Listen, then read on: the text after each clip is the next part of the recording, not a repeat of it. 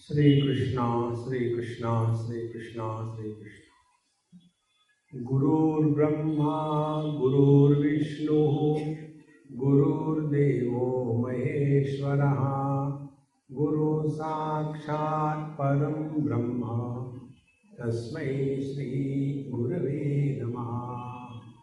तस्मै श्री गुरवे नमः। हम जो भी करते हैं अपने जीवन में, उसमें दो चीजों का होना आवश्यक है। ये दो चीजें आ गई तब उसको हम आध्यात्मिक साधना कहेंगे। ये दो चीजें नहीं आई तो हम संसारी कहेंगे।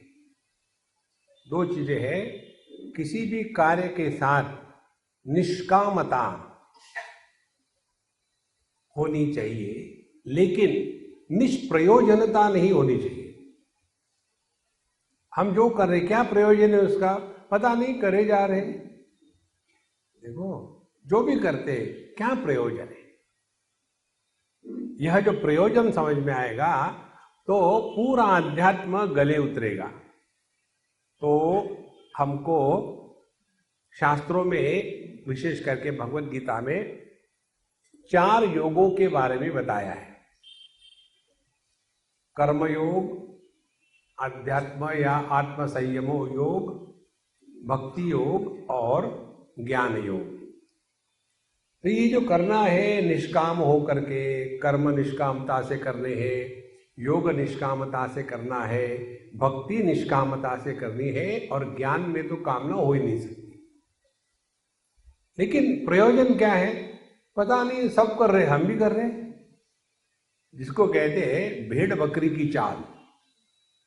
देखो, और फिर उसका प्रभाव हमारे जीवन पर नहीं आता। इसलिए हम कर्म किस लिए कर रहे थे? योगिनः कर्म कुर्वन्ति संगम त्यक्त्वा आत्मशुद्धये। कर्म करने का तात्पर्य अपने अंतःकरण की शुद्धि होवे, तभी जीवन में या कर्म में हम सफल हैं। उदाहरण ले लो, एक बार पूना में एक बच्चों का कैंप ऑर्गेनाइज किया था। बहुत पुरानी बात है।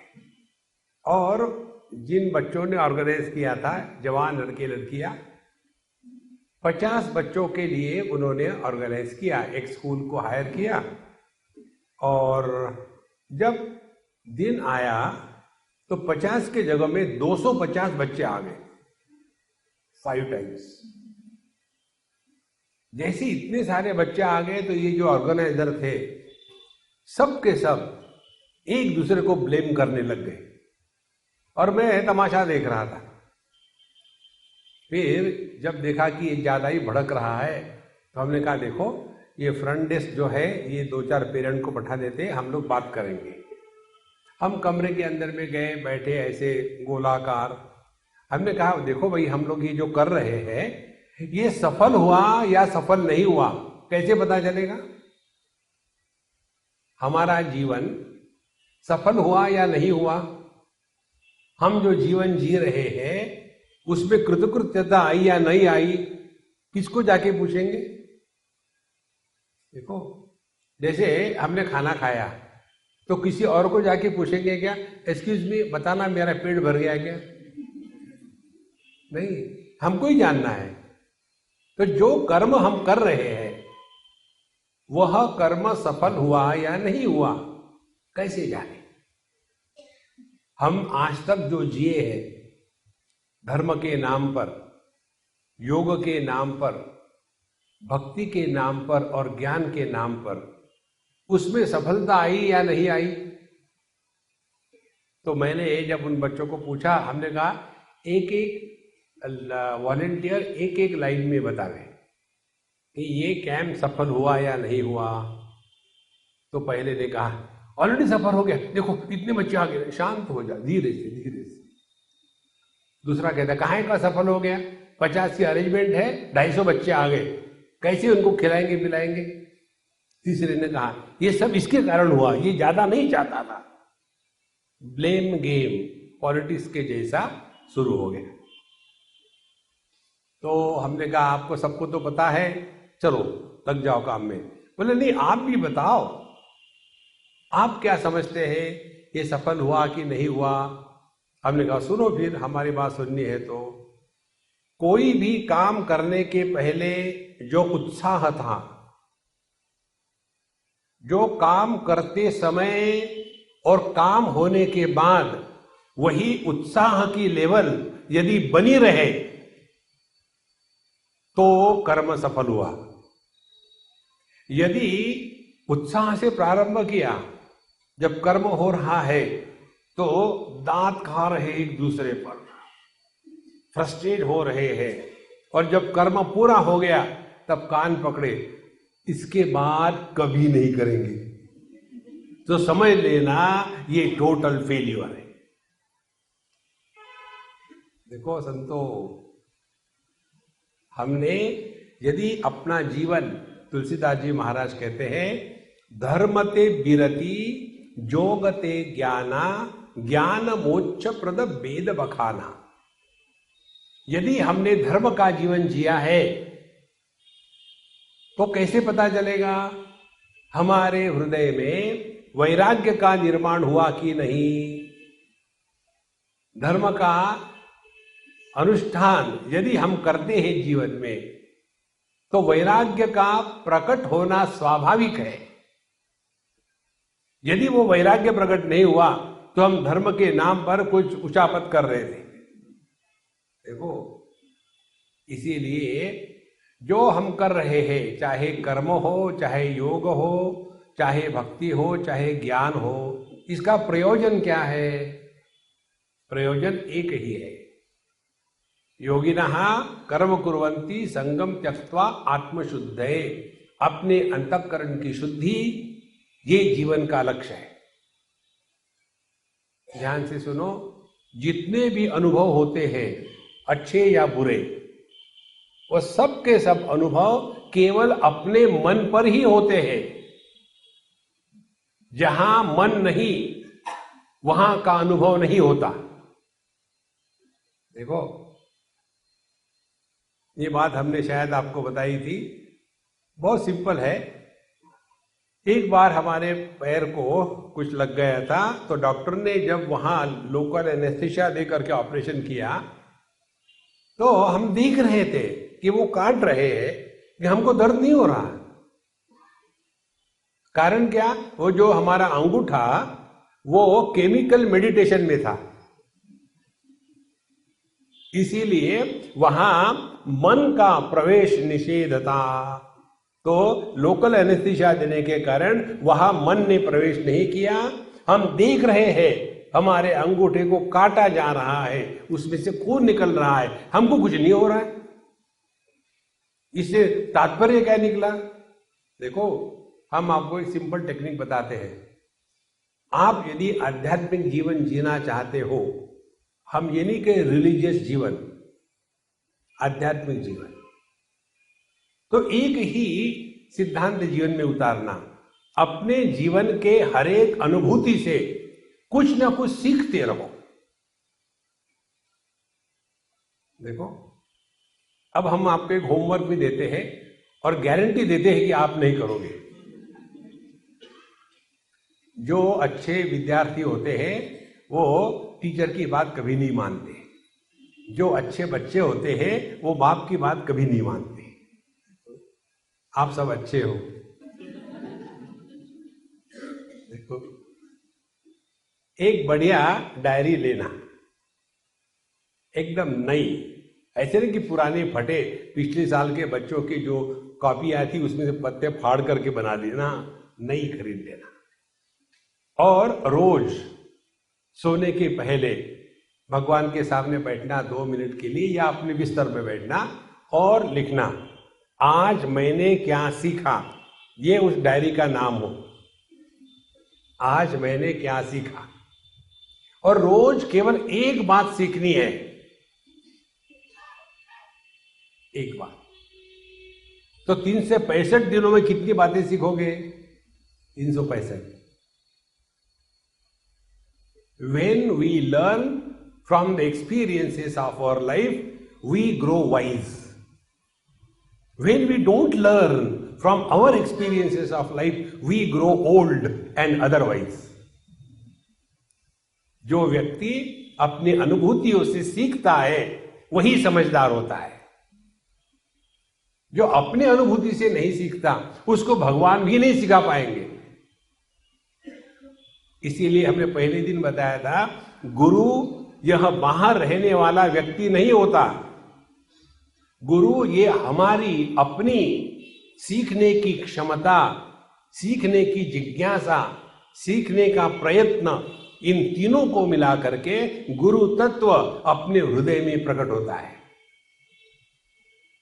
देखो महाराज, हम भजन गाते हैं, बिना गुरु ज्ञान कहां से पाऊं, और फिर गुरु शॉपिंग को निकलते हैं। अच्छा गुरु चाहिए, अच्छे आम चाहिए होता है ना मार्केट में, अच्छा गुरु चाहिए, ठोक पीट के लेते हैं। गुरु ये हमको सीखना है। दुनिया में कोई किसी को कुछ नहीं सिखा सकता। कैवल्य उपनिषद में आता है, वहां विद्यार्थी अश्वलायन है, ऋग्वेद का एक बड़ा ऋषि। वो ब्रह्मा जी के पास जाकर के ब्रह्मा जी से कहता है, अधीहि भगवन् ब्रह्म विद्याम वरिष्ठाम सदा सद्भिः सेव्यमानाम निगूढ़ाम यया चिरात् सर्व पापम व्यपोय परात् परम पुरुषम याति दिव्यम तस्मै सहोवाच पितामहश्च श्रद्धा भक्ति ध्यान योगाद वही। शिष्य कहता है, हे गुरु महाराज, हमको ब्रह्म विद्या सिखाओ, जो सर्वश्रेष्ठ ज्ञान है। गुरु महाराज कहते हैं, श्रद्धा भक्ति ज्ञान के द्वारा सीख लो। माने सिखाई नहीं जाती बातें, सीखनी पड़ती है। देखो, तो जहां हमने अपनी हर एक अनुभूति से सीखना प्रारंभ किया, आप में एक उच्च दर्जे का साधक का जन्म हो गया। और जो व्यक्ति वही गलती 25 बार करता है, सीखता नहीं, उस गधे को कौन बता सकता है कुछ? देखो संतो, हमको सीखना है, और ये सीखने की प्रक्रिया तब होगी जब हम अपने मन को हमेशा एकदम फ्रेश, रिलैक्स और चेयरफुल रखेंगे। तब तो व्यक्ति के आंखों से पता चलता है व्यक्ति कहां बैठा है। जो व्यक्ति टेंस, फ्रस्ट्रेटेड, एंग्री, दुनिया में, भगवान पर, उसके चेहरे पे ऐसा टेंशन होता है, ऐसे लगता है कि एक आयरन लेकर के उसको इस्त्री कर डाले। देखो महाराज, मनुष्य में और पशु पक्षियों में इतना ही फर्क है। कभी आपने देखा है क्या? एक भैंसा जा रहा था, उधर से एक भैंस जा रही थी, तो दोनों ने एक दूसरे की तरफ देखा और स्माइल किया, हाय हाउ आर यू? नहीं, आदमी ही केवल हंस सकता है। देखो संतो, और ये तब होगा जब आपका अंदर शांत प्रसन्न है। इसीलिए कर्म का तात्पर्य अपने अंतःकरण को शुद्ध करना। उसी प्रकार से अब योग की प्रक्रिया बताते हैं भगवान श्री कृष्ण। योग का तात्पर्य क्या है? कि जो व्यक्ति अपने मन को जगत में कार्य करते समय प्रभु चरणों में लगाता है, वह योग की प्रक्रिया में अब प्रतिष्ठित हो गया है। ये योग का तात्पर्य है। और इस योग के तात्पर्य के लिए भगवान कहते हैं, अनाश्रित कर्म फलम कार्यम कर्म करोति यहां सन्यासी च योगी च न निरग्नि न च अक्रिया। सन्यासी और योगी दोनों कहते हैं ये अक्रिय माने निठल्ले नहीं है। देखो, दे आर 24/7 बिजी। कई बार हमारे मन में ये आता है, जैसे कहाँ की बात है, हम किसी के यहाँ खाना खाने गए थे, तो बड़ा टेबल था, सब लोग हम बैठे। उनका एक पुत्र था 25-28 साल का, लंबा चौड़ा, 6+4+, और विवेकानंद के जैसा खड़ा था। तो मैंने उसको कहा, महात्मा जी आओ खाने खाने के लिए बैठो, आप खाओ आप खाओ। मैं उसी के लिए आया हूं। जब उसने ऐसा व्यवहार किया, मुझे तो कुछ होता ही नहीं, बेशर्म हूं, तो उसके मां को दुख हुआ। तो स्वामी जी देखो कितना बदतमीज है, ऐसी बात करते हैं लोगों से। मैं तो इससे तंग आ गई हूं। ये पढ़ता नहीं, काम नहीं करता, दिन भर खाता है, मुझे और मेरे पति को माने इसके माँ बाप को डांटते रहता है। अब हम पता नहीं क्या करें इसका, he is good for nothing. फिर कहते हैं, स्वामी जी आप इसको अपने साथ ले जाओ। देखो, तो मैंने उसको कहा कि अम्मा, मेरे माँ बाप ने भी मुझे ऐसे ही भेज दिया था। जो व्यक्ति किसी भी काम के लिए नालायक होता है, वो आध्यात्म के लिए लायक होता है। देखो संतो, इसीलिए जो व्यक्ति अनाश्रित कर्म फलम कार्यम कर्म करोति, यहां देखो कोई अपेक्षा नहीं किसी से, ये कर्म सिद्धांत समझ लो। दुनिया में हमारे कर्मों की आवश्यकता किसी को नहीं है, लेकिन हमारी ये भ्रांति है। हमने बच्चों को बड़ा किया। क्या किया आपने बच्चों को बड़ा? रोज सुबह उठ करके हवा भर देने गया, हाँ मुझे बड़ा हो जाता है। इसमें देखो किसको किसकी जरूरत है। माँ बाप को बच्चों की जरूरत है या बच्चों को माँ बाप की जरूरत है? बताओ। जब शादी हो जाती है और बच्चे ना हो 2-4 साल तक, तो फिर इधर उधर झटके खाने शुरू हो गए, तो किसको आवश्यकता है? ये तो माँ बाप को आवश्यकता होती है बच्चों की। So if you are in need, you cannot be arrogant. इसी प्रकार से जो कर्म हम करते हैं, उस कर्म की आवश्यकता हमको है, दुनिया को नहीं। अपने आप जीवन में नम्रता आ जाती है। अपने आप कर्म करने के बाद मुझे खुशी मिलेगी, ये भ्रांति मिट जाती है। फिर कर्म करते समय ही आनंद प्रकट होने लग जाता है। यही योग है। देखो, पतंजलि का योग है, योगः चित्तवृत्ति निरोधः। चित्तवृत्तियों को, मन के विचारों का निरोध करना, उसको पतंजलि महाराज के अनुसार योग कहते हैं। हमारे कन्हैयालाल उसको योग नहीं कहते, उनका सीधा सीधा हिसाब है। और इसी परिभाषा को लेकर के लोग बड़े परेशान हैं। कितने हमको मिलते, स्वामी जी एक बार किसी एयरपोर्ट में मुझे कोई सज्जन मिले, मैं बैठा था और फ्लाइट के लिए वेट कर रहा था। सब लोग दौड़ा भागी करते हैं, मुझे मजा आता है देखने में। फ्री में cartoon show, don't have to pay for it. तो एक सज्जन आके मुझे कहते हैं, can I sit here? I said, how do I no?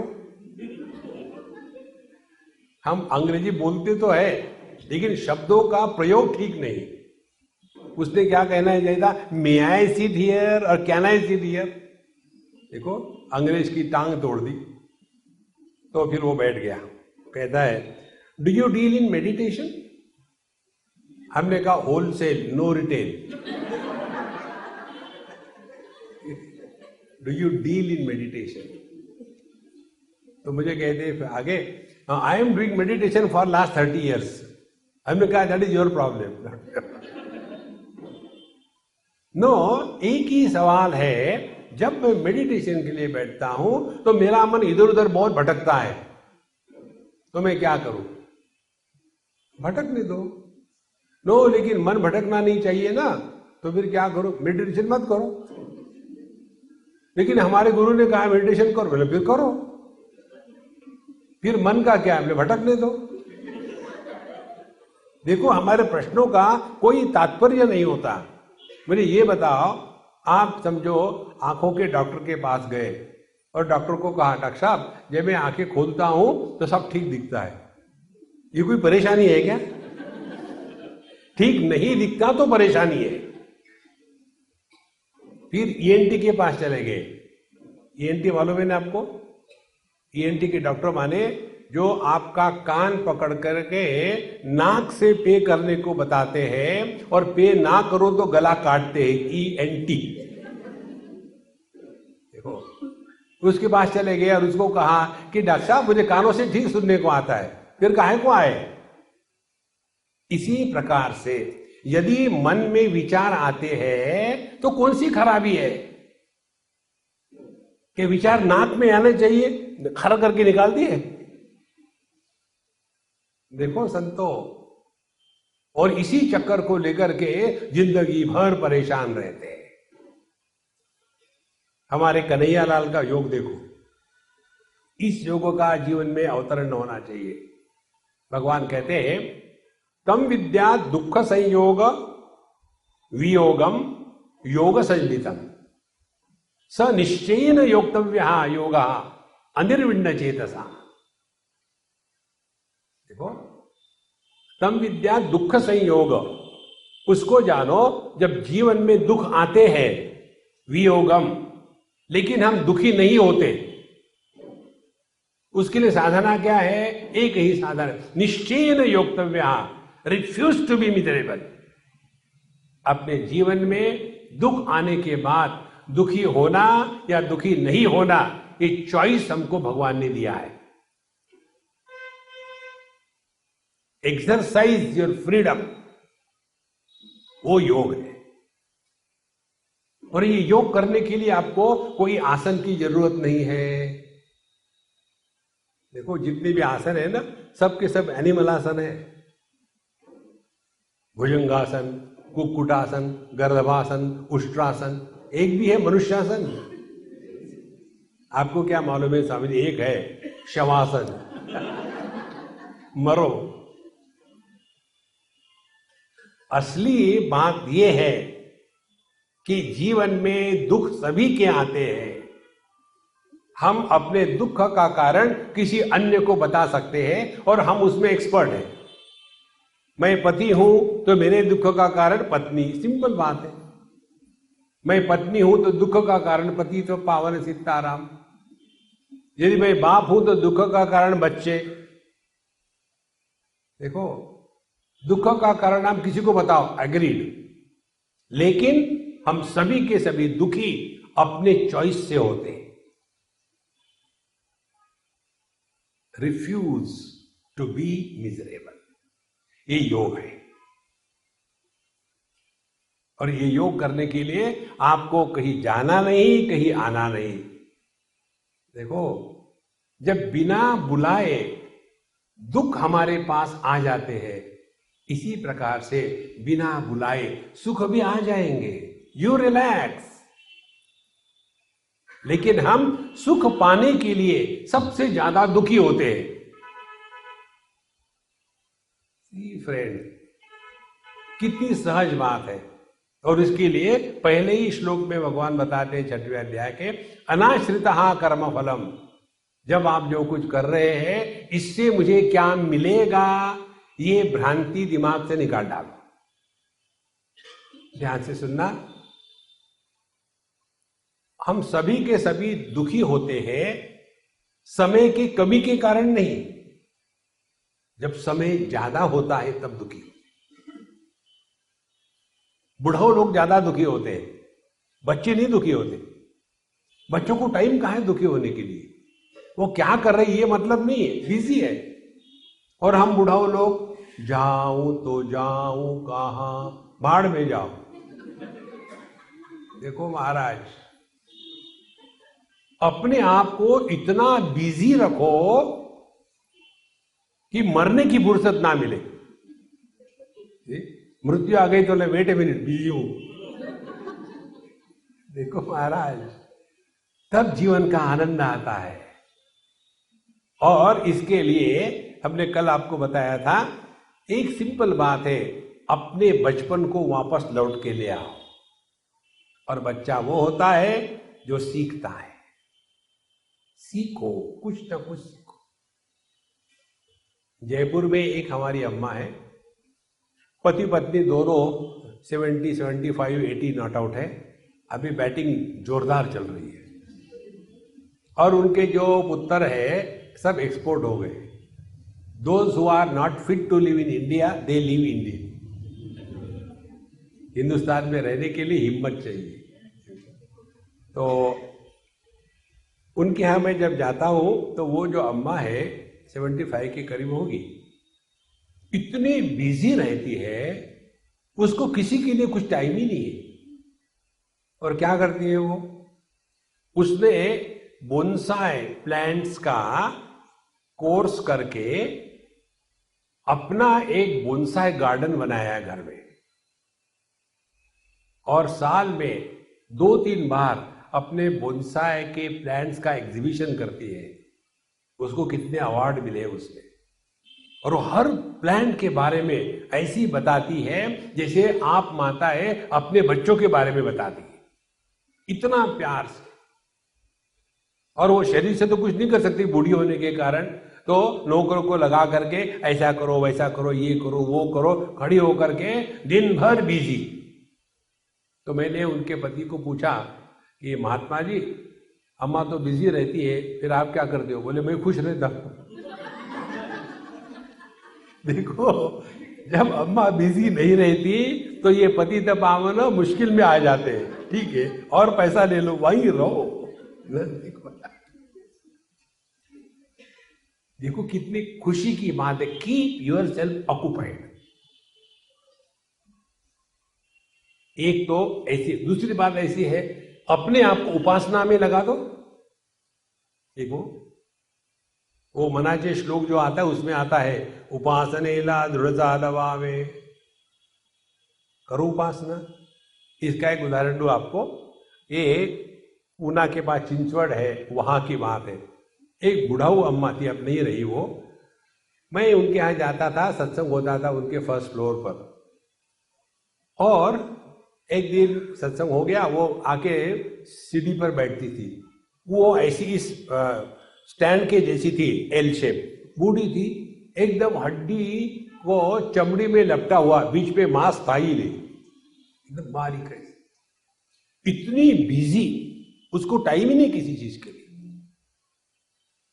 और वहां मैं कठोपनिषद पर चिंतन कर रहा था, और सत्संग होने के बाद मैं उसके कमरे में जाता था। उसके भगवान थे, भगवान को नमस्कार करता, उनको नमस्कार करता, वो मुझे आशीर्वाद देती और प्रसाद देती।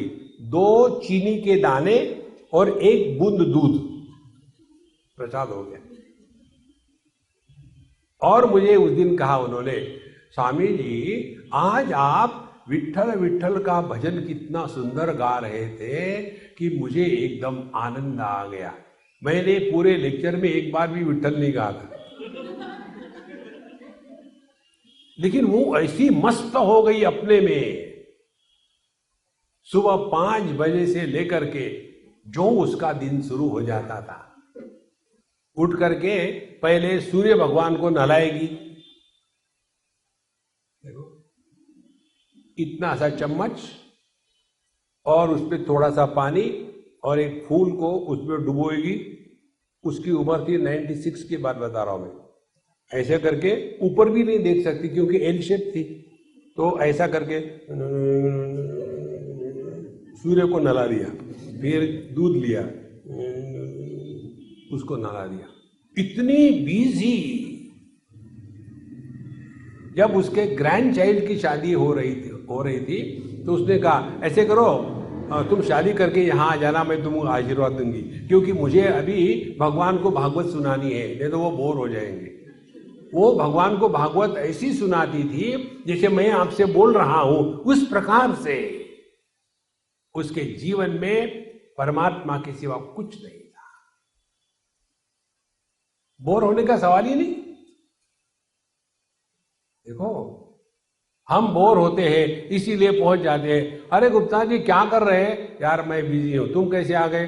नहीं मैं अकेला था, बोर हो रहा था। अब सोचो, जो आदमी अकेले में बोर होता है, किसके कारण बोर होता है? अपने ही कारण। जो आदमी अपने आप से बोर होता है कितना सॉलिड बोर होगा। हम सभी के सभी अपने ही कारण बोर होते हैं, फिर कंपनी ढूंढते हैं, टीवी देखते हैं और कानों में बड लगा करके गाने सुनते हैं या अखबार पढ़ते हैं, क्योंकि अपने आप से हम भागना चाहते हैं। देखो संतो, जो व्यक्ति अपने आप में प्रसन्न है, छोटे बच्चे देखो अपने में मस्त रहते हैं, उनको कोई कंपनी नहीं चाहिए। इसीलिए अनाश्रिता कर्म फलम, जो भी हम कर रहे हैं हमको किसी से कुछ लेना देना नहीं है, ये योग है। सो कौन सा कर्म करना है? कार्यम कर्म करो दिया। कार्यम कर्म माने जो करणीय है। करणीय कर्म होता है हमारे जितने भी कर्तव्य कर्म है उसका पूरा करो। यदि अपने कर्तव्य कर्म को पूरा नहीं करेंगे तो बुढ़ापे में जाकर के अपने हृदय में रिग्रेट्स के सिवा कुछ नहीं होगा।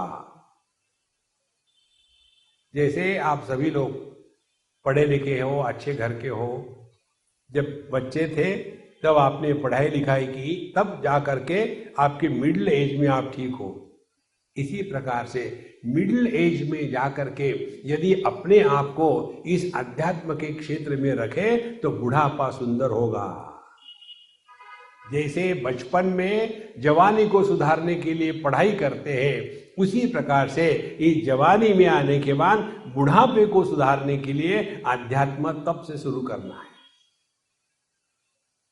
देखो, कार्यम कर्म करोति, यहां और आगे कहते हैं सन्यासी चाहिए, उसी को सन्यासी कहते हैं। हमारे जैसे लाल पीले कपड़े वाले सन्यासी नहीं है।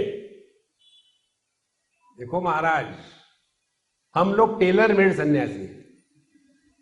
एक हमारे मित्र है, उनका टेलरिंग का बिजनेस है। उनकी दुकान में एक बोर्ड लगा हुआ है, God created man, we make a gentleman. देखो, भगवान के द्वारा जैसा निर्माण हो गए वैसे यदि बाहर चला जाए तो लोग पागल कहेंगे ना। देखो, तो वी आर टेलर मेड बाबा जी। सन्यासी की परिभाषा भगवान शंकराचार्य अपने ग्रंथ में लिखते हैं।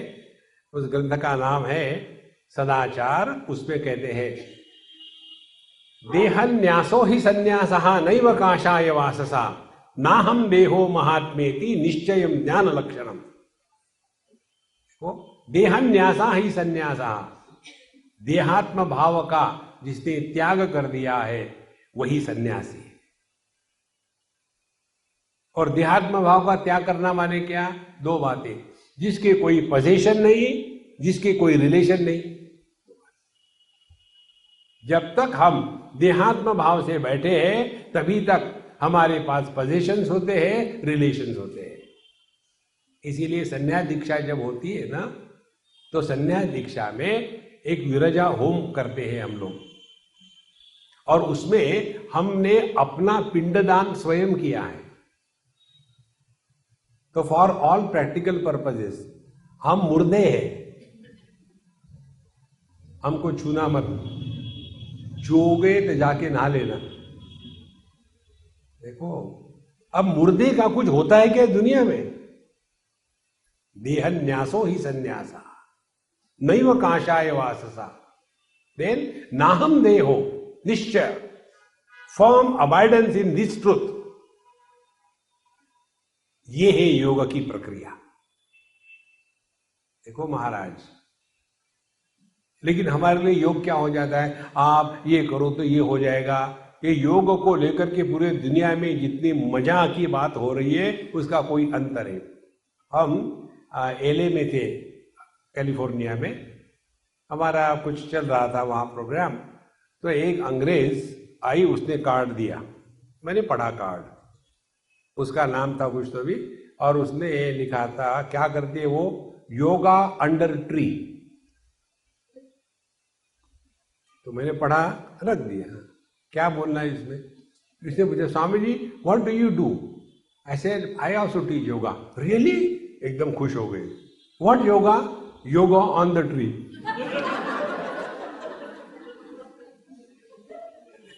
ये कोई योगा है?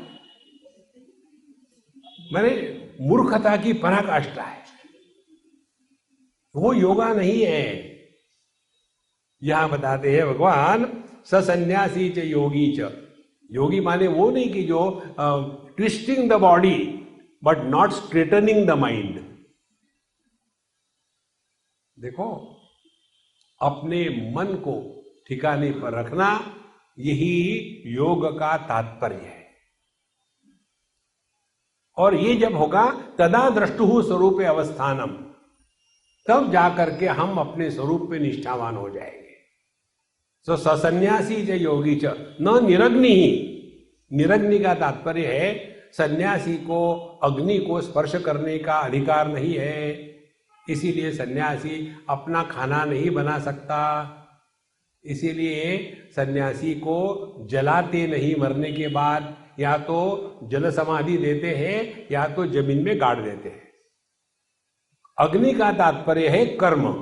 सन्यासी को कर्म करने का अधिकार नहीं, क्योंकि कर्म का अधिकारी वही होगा जिसमें कर्तृत्वाभिमान हो सकता है। देखो, जैसे राजसूय यज्ञ, ये कोई भी नहीं कर सकता, केवल क्षत्रिय कर सकता है। तो कर्म करने का अधिकार सन्यासी को नहीं है, इसीलिए हम कुछ करते ही नहीं, खाकर सो रहे, सोकर खा रहे। अरे ध्यान से रखना, जब तक के सांस चलती है तब तक के सबकी सेवा करना, यही सन्यासी का धर्म है। सेवा लेना धर्म नहीं है।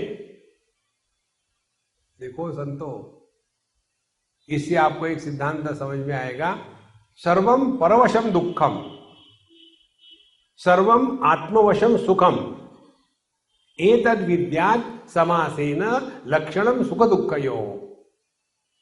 परावलंबन दुख की पराकाष्ठा है, स्वावलंबन सुख का अंत है। अंतिम सुख यही है, किस पर कोई, हम किसी पर अवलंबित नहीं है। इसीलिए सन्यासी योगी न निरग्नि, और योगी कौन है? अक्रिया। केवल एक आसन में बैठ के घंटा भर बैठना, इसको योग कहेंगे तो हमारे भारतवर्ष की सभी भय से महायोगी है। देखो, हम योगा के लिए बैठे, मच्छर आया कट से मांगे, और हमारी भैंसे देखो रोड पर बैठती है, कोई आसन की जरूरत नहीं। मच्छर नहीं, ट्रक आया तो सो व्हाट। इसको कहते हैं योग की निष्ठा। हिलेंगे नहीं। देखो संतो, वो योगी नहीं है। योगी वो है जिसको ना तो भूत का पश्चाताप है, ना तो भविष्य की चिंता है। वो योगी जिसके जीवन में भूत का पश्चाताप और भविष्य की चिंता नहीं होती, वो वर्तमान में रहता है। और जो वर्तमान में रहता है वो खुश रहता है। देखो, एक उदाहरण ले लो। अभी हम देख रहे थे, पुलिस ये मोटरसाइकिल वालों को रोक रहे थे। ये बात दिल्ली में हुई। एक मोटरसाइकिल वाला लाल बत्ती को तोड़ के गया, उधर पुलिस खड़ा था, पुलिस ने रोका और डांटा। लाल बत्ती नहीं देखी थी क्या? बोले हाँ जी देखी थी। फिर आपको नहीं देखा था। देखो, जब आप इस समय खुश हो गए तो इस खुशी में आप स्त्री थे कि पुरुष थे? आप जवान थे कि बूढ़े थे? देखो, आप पढ़े लिखे थे कि अनपढ़ थे? आप केवल थे। इसीलिए जो व्यक्ति नित्य निरंतर प्रसन्न रहता है वो वर्तमान में रहता है। वर्तमान में रहना ऑप्शन नहीं है, कंपल्शन है। You cannot live in the past, you cannot live in the future. तो यही तो सहज स्थिति है जीवन की। लेकिन हम बुढ़ाऊ लोग क्या करते हैं, वर्तमान में रहने का नहीं, ये हमने व्रत ले लिया है। कोई भी मिला तो पकड़ा और शुरू कर दिया। जब हम बच्चे थे, देखो हमारे समय ऐसा नहीं होता था। एक सिद्धांत सीख लो, वो ये है कि हमारे भूतकाल में किसी को इंटरेस्ट नहीं होता। हरेक को अपने भविष्य की पड़ी है। हमारे जेब में यदि मूंगफली हो तो हम चॉकलेट डिस्ट्रीब्यूट कर पाएंगे क्या? जो जेब में है वही तो देंगे ना। हम बूढ़ा लोगों के जीवन में क्या है, भूत लगा हुआ है। जिसको भूत चढ़ जाता है वो आदमी कैसा होता है, क्या हो गया, भूत लग गया। इसी प्रकार से ये बुढ़ाऊ लोग हमारे जैसे हमेशा भूतकाल की बात करेंगे और इसके कारण वो कभी प्रसन्न नहीं रह सकते। फिर करेंगे क्या, अपने जवान लोगों को उनके दोष देखना शुरू करेंगे। हम आपको एक बात बताते हैं, यदि आप हम में से कोई भी इन जवान बच्चों के समय का जीवन जी के देखे, इतना कठिन है। हम जब छोटे थे कौन सी कंपटीशन थी, इंफॉर्मेशन टेक्नोलॉजी वाज जीरो। अभी उनके पास इतनी इंफॉर्मेशन है, इतना ज्ञान है, उसको हैंडल करना आसान बात नहीं। हम बुढ़ा लोग तो कर लेते हैं कि मैंने I don't want to touch computer, जैसे वो अछूत है। देखो संतो, इसीलिए असली आध्यात्मिक साधना यही है। ये कसम खा लो, मेरी मत खाना, किसी और की खा लो। एक कसम खा लो, हम अपने भूतकाल के बारे में कभी भी किसी से कुछ बोलेंगे नहीं। अब बोल के दिखाओ। स्वामी जी कल का, फिर भूत में चले गए। देखो ये बहुत सरल साधना है। हम आपके हाथ में माला नहीं पकड़वा रहे और सर पर कुछ छाप भी नहीं रहे। .com या तो रेलवे लाइंस, या तो बिजली के खंभे, या तो रुद्राक्ष माला, तुलसी माला, वैजंती माला, कुछ भी नहीं। बहुत सरल बात है। अपने भूत के बारे में बोलना बंद कर दो, आपने अध्यात्म में बड़ी छलांग लगा ली। अन्य के साथ जब हम बात करते हैं तो केवल भूत की बात करते हैं। और दूसरी बात, जब हम अपने साथ बात करते हैं तो भविष्य की बात करते हैं। अब यहां से जाएंगे, ऐसा करेंगे, खाना बनाना है, इनको तो कहा था गैस नहीं है, लेकिन ये मानते ही नहीं है। अब क्या करें, अब इनकी गैस निकल रही है, यहां सत्संग चल रहा है। देखो संतो, ऐसा व्यक्ति कैसे जी सकता है सुखी? ये दो नियम कर लेना, अपने भूतकाल को वर्तमान में ला करके उसका सत्यानाश मत करना और अपने आप से बोलना बंद कर देना। ये हमको जो सिद्धांत बता रहे हैं ना, ठीक से समझ लेना। ये जो योगा करने वाले दुखी इसलिए होते हैं कि वो इस चक्कर में पड़े हैं, चित्त वृत्ति निरोधा, मन में विचार नहीं आने चाहिए, और दबा दबा के बैठते और विचार आते रहते, लेकिन उसका चिंतन नहीं किया।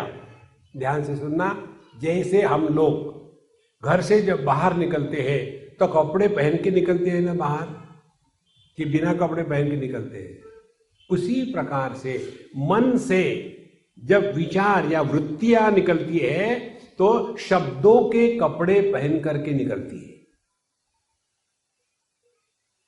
बिना शब्द के विचार करके देखो,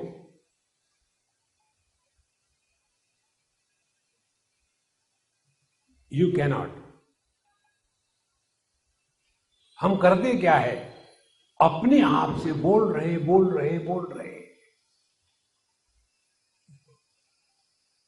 और फिर व्यक्ति अकेले बैठा है,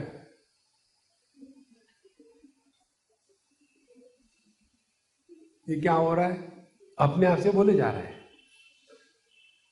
तो ये दूसरी योग की साधना। पहली साधना ये हो गई, किसी अन्य के साथ अपने भूत को मत लाना और अपना भूत मत बताना, दूसरे का भूत खरीद मत लेना। देखो, ये भूतकाल से छुटकारा पाना है, इसके लिए एक उपाय है। जो व्यक्ति अपने भूतकाल के अनुभूतियों से सीखता है, उसके अंतःकरण पर भूतकाल की स्मृतियां निर्माण नहीं होती,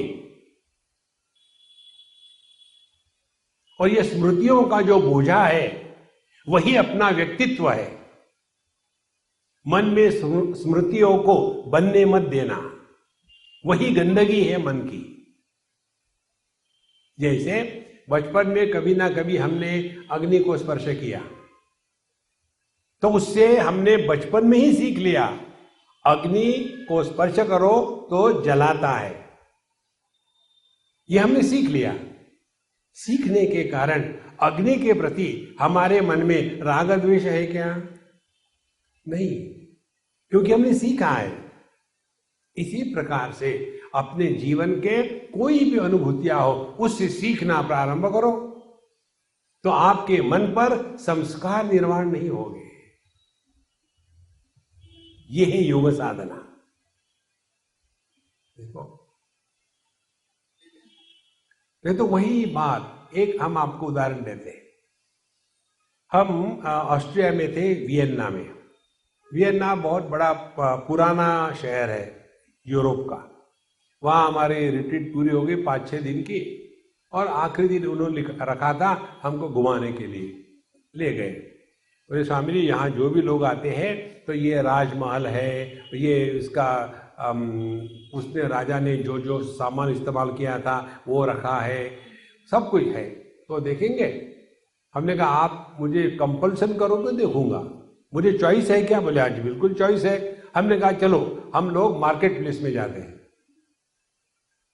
और वहां के मार्केट प्लेस में गाड़ियां नहीं जाती, पैदल जाना पड़ता है। हमने गाड़ी बाहर रख दी और वहां गए, और एक जगह कुर्सी खींची और वहां बैठ गए। हमने कहा यार कॉफी मंगाओ, कॉफी पिएंगे। और बैठ करके वहाँ लोगों का आना जाना है, कोई वहाँ वायलिन बजा रहा है, कोई खेल खेल रहा है, हम वहाँ बैठ करके चुस्के ले रहे, काफ़ी के मज़ा आ रहा है। तो स्वामी जी, यहाँ जो भी आते हैं वे सब चीज़ें देखते हैं, आपको यहाँ कैसे मज़ा आ रहा है? हमने कहा तुमने 5 दिन में क्या सीखा बताओ? बोले 5 दिन में आपने यही बताया, रिमेन इन द प्रेजेंट। जब मुझे उस राजा ने कौन सी चड्डी पहनी थी ये दिखाओगे तब मैं भूतकाल में चला जाऊंगा। देखो महाराज, वर्तमान में रहना है, यही सिद्धांत जीवन का है। Don't bring your past. और इसीलिए अन्य के साथ बात करने से पूछ लो, क्या बोलना जरूरी है? आपको उत्तर मिलेगा नहीं। इसी प्रकार से अपने आप से बोलना बंद कर दो। ये 2 बातें करोगे, आपका मन सहज शांत रहने लगेगा, बिना प्रयत्न के। देखो, अभी के अभी ट्राई करो, अगले 30 सेकंड तक अपने आप से मत बोलो।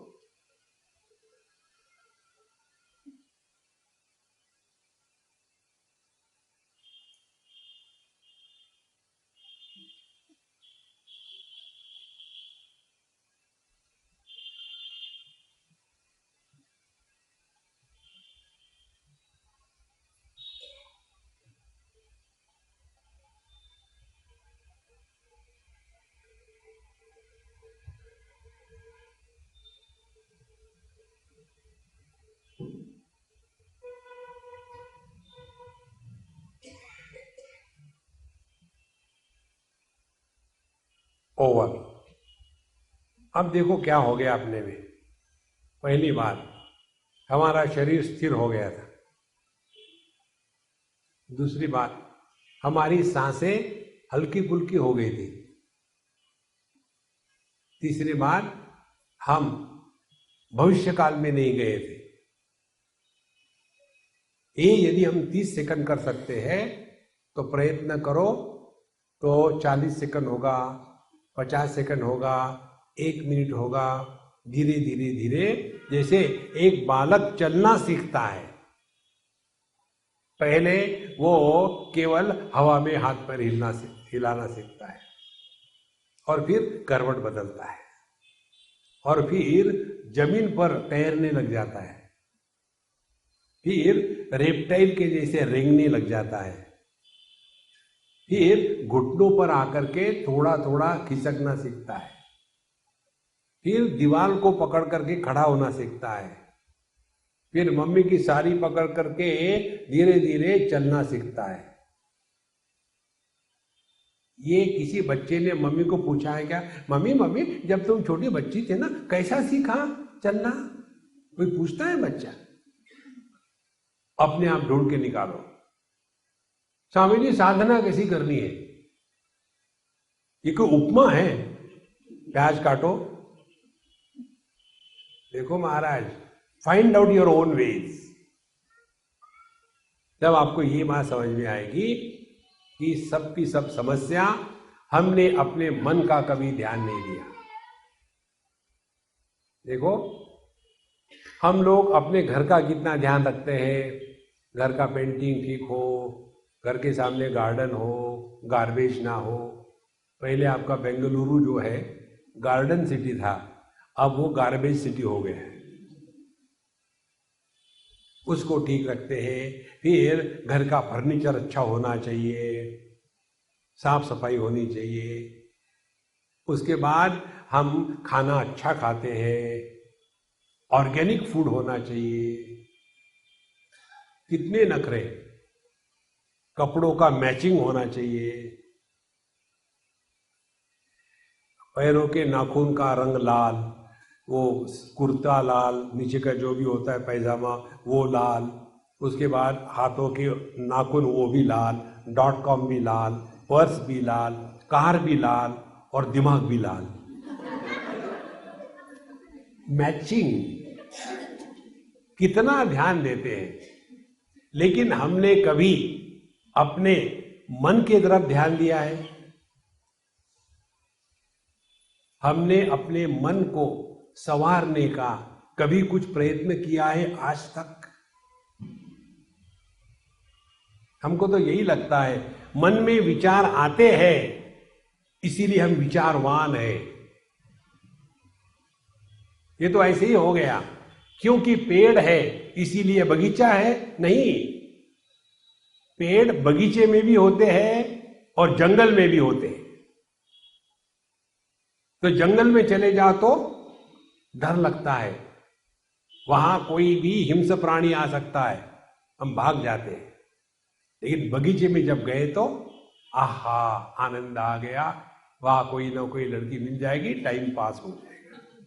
जंगल में ये विचार नहीं आता, वहां तो शेर का विचार आता है। ध्यान से सुनना, इसी प्रकार से हमारा मन बगीचा है या जंगल है? देखो, जंगल में जो पेड़ पौधे उगते हैं उसका कोई कंट्रोल नहीं। हमारे मन में जो विचारों का तूफान चलता है उसका कोई कंट्रोल नहीं। इसीलिए हम अपने आप से सबसे ज्यादा डरते हैं, हम अपने आप से दूर भागने का प्रयत्न करते हैं। इसीलिए कंपनी चाहिए। जो आदमी अपने आप से ऊब गया है, देखो कितनी डिस्गस्टिंग लाइफ हो जाती है। इसीलिए संतो, योग का अभ्यास माने अपने मन को संवारना। मन को संवारना माने ये 2-3 बातें कर लेना। किसी के भी साथ किसी भी विषय पर बोलने के पहले प्रश्न पूछ लो अपने आप से, उसको मत पूछना। अपने आप से। क्या बोलना आवश्यक है? लेकिन हम लोग विजिलेंस ऑफिसर्स, हर एक के बारे में कमेंट करनी है, सजेशन देना है, डिसीजन लेना है, एडवाइस देना है, इवैल्यूएशन करना है, कोई जरूरत नहीं। ये बातें हमने आप ही लोगों से सीखी है। आप सभी हमारे गुरु हो। भगवान दत्तात्रेय के जो ऑर्डिनरी होता है उसका एक गुरु होता है, दरिद्री लोगों के पास एक ही लुंगी होती है। दत्तात्रेय भगवान के 2 दर्जन गुरु थे, हमारे आप सब गुरु हो। हमने सबसे कुछ ना कुछ सीखा है, यही एक आध्यात्मिक साधना है। देखो क्या सीखा हमने आपसे। आप अपने संसार में इतने बिजी हो, सुख दुख के प्रसंग रोज आते हैं, कष्ट है सभी प्रकार से, फिर भी आप समय निकाल करके सत्संग के लिए आते हो। और हम फुल टाइमर हैं और फिर भी कंप्लेन करते हैं। ये कौन सी साधना हो गई? इसीलिए मौज में रहो का तात्पर्य है करना वो नहीं है, वो बेवकूफी है। मौज में रहना माने लिव एट 0 कंप्लेन लेवल। ना किसी से शिकवा है, ना किसी से गिला है। देखो इस प्रसन्नता में जैसा है हरि इच्छा, अपने मन को संवारना है। तो जब हम अपने मन को संवारने में लग जाते हैं तब आध्यात्मिक जीवन में प्रवेश किया है। और जब शरीर को संवारने लग जाते हैं तो हमने भौतिक जगत में प्रवेश किया है, संसार में प्रवेश किया है। देखो इसीलिए भगवान का यह जो अष्टांग योग या आत्म संयम योग है, इस आत्म संयम योग को भगवान ने जैसे बताया वैसा यदि हम करेंगे तो धीरे धीरे हमको ये बात समझ में आ जाएगी कि योग माने शरीर को उल्टा सीधा नहीं करना, बल्कि अपने आप को हमेशा शांत रखना और मन के समत्व को बनाए रखना। भगवान कहते हैं जितात्मनः प्रशांतस्य परमात्मा समाहितः शीतोष्ण सुख दुखेषु तथा मानापमानयोः। परमात्मा की प्राप्ति, हमको सबको यही चक्कर लगाए ना, भगवान के दर्शन कब होंगे, दर्शन दो हे भगवान, मेरी अखियां प्यासी है। अब भगवान के दर्शन की परिभाषा भगवान कृष्ण के अनुसार समझ लो। परमात्मा समाहिता, वो परमात्मा में मिल गया है। कौन? 2 कंडीशन, केवल 2 कंडीशन। पहली कंडीशन शीत उष्ण सुख दुखेषु जितात्मनः। जीवन में आने वाले जितने भी द्वंद्व है, इन द्वंद्वों के कारण जिसके मन का संतुलन बिगड़ता नहीं, वो परमात्मा में निष्ठावान हो गया है। देखो ये कल्पना मत करना भगवान का दर्शन माने ओनिडा के जैसे 2 सिंह आ जाएंगे और पीछे से एक दुम निकलेगी। क्या है यार, जब से रियलाइज हो गया ये हो गया है। ऐसे नहीं होता। देखो शीत उष्ण सुख दुखेषु जितात्मनः, जिसने अपने मन को जीत लिया है। और मन को केवल एक ही प्रकार से जीत सकते हैं, समझदारी से। जबरदस्ती से नहीं होता काम। देखो समझदारी क्या है? एक, ये दुनिया हमेशा ऐसी ही थी, ऐसी ही है, बाद में ऐसी ही रहेगी। ये दुनिया को लेकर के दुखी होना, इससे बड़ी बेवकूफी और कुछ नहीं है। एक सज्जन ने मुझे पूछा था, स्वामी जी आप भगवान कृष्ण के भगत हो, हमने कोई ऑब्जेक्शन है क्या? बोले नहीं, ये पूछना है, आपके कन्हैयालाल कहते हैं ना यदा यदा ही धर्मस्य ग्लानिर्भवति भारत, तब वो कब अवतार ले रहे? हमने कहा, उन्होंने बताया कि अभी टाइम है, जल्दी नहीं। तो बोले अभी तो उन्होंने लेना चाहिए ना अवतार, कितना बुरा समय आ गया। अब यहाँ क्यों, इतना कौन सा बुरा समय, पहले नहीं था क्या? आई डोंट थिंक पहले इतना बुरा समय था। बहुत बढ़िया बात है, बाद में नहीं रहेगा, इससे बुरा क्या हो सकता है अभी? बहुत बढ़िया बात है। पहले आप थे क्या? नहीं। बाद में आप रहोगे? नहीं। अभी समय बुरा है क्योंकि आप हो। आप हट जाओ, दुनिया बढ़िया है। देखो,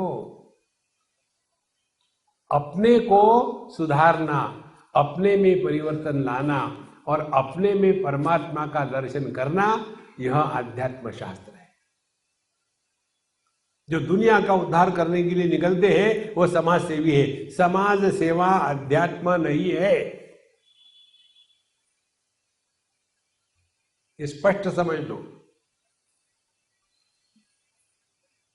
जिसके द्वारा, फिर आप कुछ भी करो, जिसके द्वारा आपका मन अंतर्मुखी होकर के प्रभु चरणों में 100% समर्पित हो जाता है, वो आध्यात्मिक साधना है।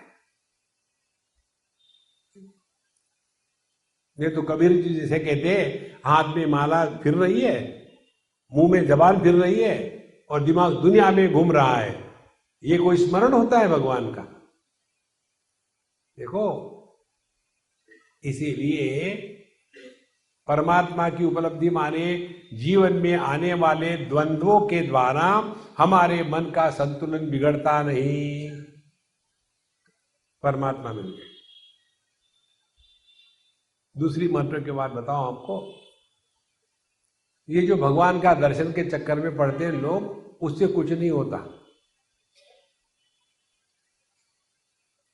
ये बात हमने एक महात्मा से सीखी, शायद आपको बताई होगी, जिनका हमारे जीवन पर बड़ा प्रभाव पड़ा है। उन्हीं की देन है सब कुछ। एक जगह में इतना कोलाहल था, इतनी गड़बड़ी थी कि महात्मा एकदम स्थिर शांत, किसी भी हालत में उनके मन का संतुलन बिगड़ता नहीं था। किसी भी व्यक्ति ने, वो 76 ईयर तक जिंदा रहे, 76 साल में बचपन से लेकर के कभी भी किसी ने भी उनको क्रोध करते हुए कभी भी नहीं देखा, शांत रहते थे। उस दिन से हमने निश्चय कर लिया, Kanhaiyalal hang around, you can wait. जीवन में कुछ प्राप्त करना है, यही शीतोष्ण सुख दुखेषु जितात्मनः। ध्यान से सुनो, जब हमारे घर में कोई मेहमान आता है तो उसको रहने के लिए हम अपना घर कितना साफ सुथरा करके रखते हैं। यदि अपने हृदय में परमात्मा का आह्वान करना है तो ये हमारा जो मन है, अंतःकरण है, उसमें कूड़ा करकट होवे कि साफ सुथरा होवे। देखो, जितात्मनः प्रशांतस्य। दूसरी परमात्मा की उपलब्धि की बात, मानापमानयोः प्रशांतस्य। जो मान अपमान में जिसके मन की शांति ढलती नहीं, 3 शब्द है, एक है शांति, दूसरा है अशांति, तीसरा है प्रशांति। शांति माने जिसके कारण कुछ बढ़ता नहीं, अशांति माने जिसके कारण कुछ घटता नहीं, ऐसी जो स्थिति है उसको प्रशांति कहते हैं। देखो, अब ध्यान से सुनो, आप यहां 200-400 लोग बैठे हैं, मैं आपको देख रहा हूं, तो क्या मेरे आंखों पर आपको सबको देखने का बोझा है क्या?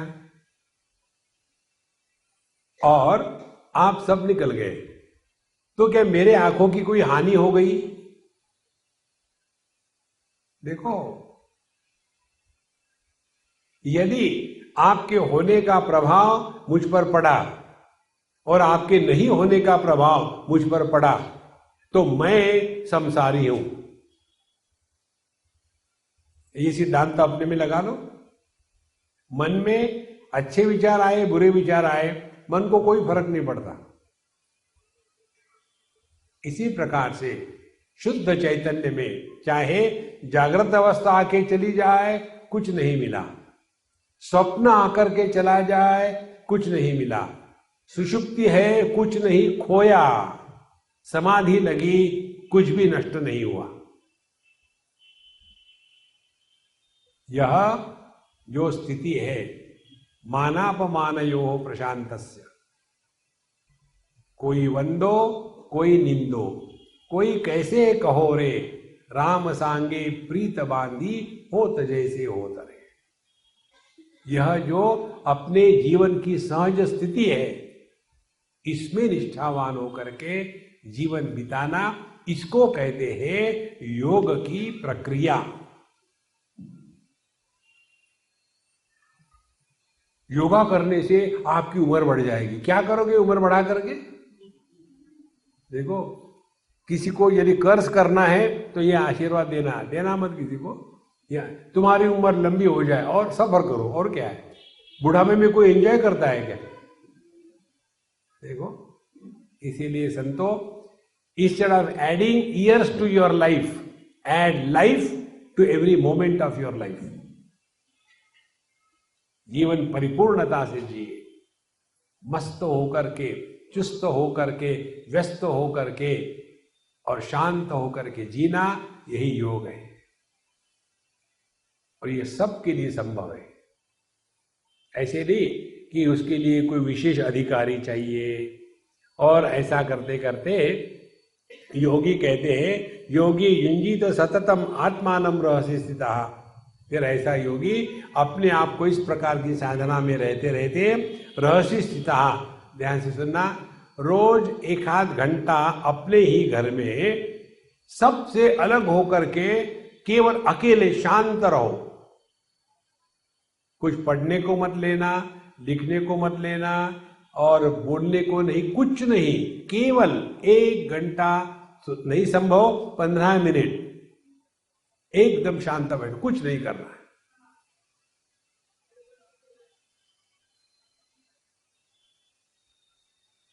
अपने आप को फेस करो। तो मन में विचार आएगा, खामो खामो बैठ से क्या होता है, तब तक मैं सब्जी काट लेती हूँ, काट। देखो, हम इसीलिए हम बिजी रखते हैं अपने आप को, हम अपने से डरते हैं।